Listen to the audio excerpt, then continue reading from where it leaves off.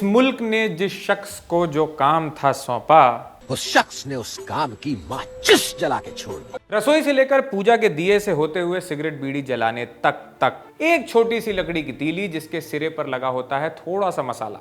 तो चलिए fast backwards करते हैं और जानते हैं कि कैसे इंसानों ने आग को अपनी जेब में रखना सीखा। Fire was a very significant discovery in human history. पहले चकमक पत्थरों या फ्लिंट स्टोन्स को घिसते थे, बाद में लकड़ी के टुकड़ों को। However these processes were very exhausting and took hours. कई हिस्टोरिकल रिकॉर्ड्स में तो ये तक दर्ज है कि लोग कोशिश करते थे कि आग कभी बुझे ही ना। रात को सोने से पहले चूल्हे की अंगारों को राख से ढक दिया जाता था ताकि वे धीरे धीरे सुलगती रहे। सुबह राख को हटाकर फूंक मारी और नई लकड़ी डालकर आग फिर से जला ली। And this is till 15 to 16 century. वैज्ञानिकों के लिए सबसे बड़ा चैलेंज ये था कि ऐसी चीज बनाई जाए जो इंस्टेंटली आग पैदा कर सके। कहानी में सबसे बड़ा मोड़ आया 1669 में। हैम्बर्ग के एक अल्केमिस्ट हेनिंग ब्रांड ने अनजाने में फास्फोरस की खोज कर दी। अनजाने में चीजें खोती हैं, अगले ने खोज ही ली। फास्फोरस एक ऐसा एलिमेंट है जो हवा के कांटेक्ट में आते ही जल उठता है। 1805 में फ्रेंच केमिस्ट जीन चांसल ने दुनिया की पहली बर्निंग स्टिक बनाई, लेकिन ये आज की माचिस जैसी बिल्कुल नहीं थी। इसमें लकड़ी की तीलियों से पोटेशियम क्लोरेट, चीनी और गोंद के मिश्रण में डुबोया जाता था और इसे जलाने के लिए तीली को सल्फ्यूरिक एसिड की एक छोटी सी शीशी में डुबोना पड़ता था। मतलब जेब में तेजाब लेकर चलो। महंगा सिस्टम, अनसेफ सिस्टम। इंसान गलती का पुतला है, पर वैज्ञानिक हैं स्टैच्यू ऑफ मिस्टेक्स। 1826 में ब्रिटेन के एक फार्मासिस्ट जॉन वॉकर अपने लैब में कुछ केमिकल्स को लकड़ी की तीली में मिला रहे थे।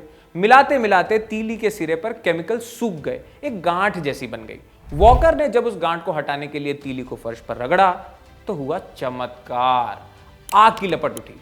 जॉन वो स्टन्ड। उन्होंने अनजाने में फ्रिक्शन मैच इन्वेंट कर दी। Walker did not patent this discovery, but he also began selling it under the name कॉन्ग्रीव्स।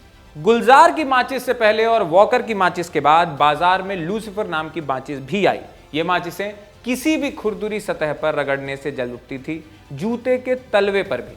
लेकिन इनमें एक बहुत बड़ी प्रॉब्लम थी। इनमें व्हाइट फास्फोरस का इस्तेमाल होता था जो बेहद टॉक्सिक होता है। Workers in matchstick factories began to contract a horrific disease known as phossy jaw.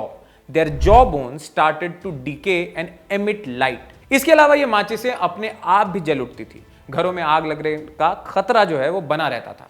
माचिस को सुरक्षित बनाने का क्रेडिट स्वीडन के गुस्ताफ एरिक पाश और बाद में एडवर्ड लूनस्ट्रॉम को जाता है। इन 1844 they invented a safety match. He did something very clever. First, he removed the white phosphorus from the matchstick. Secondly, उन्होंने रेड फास्फोरस को माचिस की डिब्बी के किनारे स्ट्राइकिंग सरफेस, जहां पे हम ऐसे तीली मारते हैं, वहां लगा दिया। अब तीली तब तक नहीं जल सकती जब तक उसे इस खास डिब्बी पे इस खास एंगल में रगड़ा ना जाए। And we are using the same technology to date.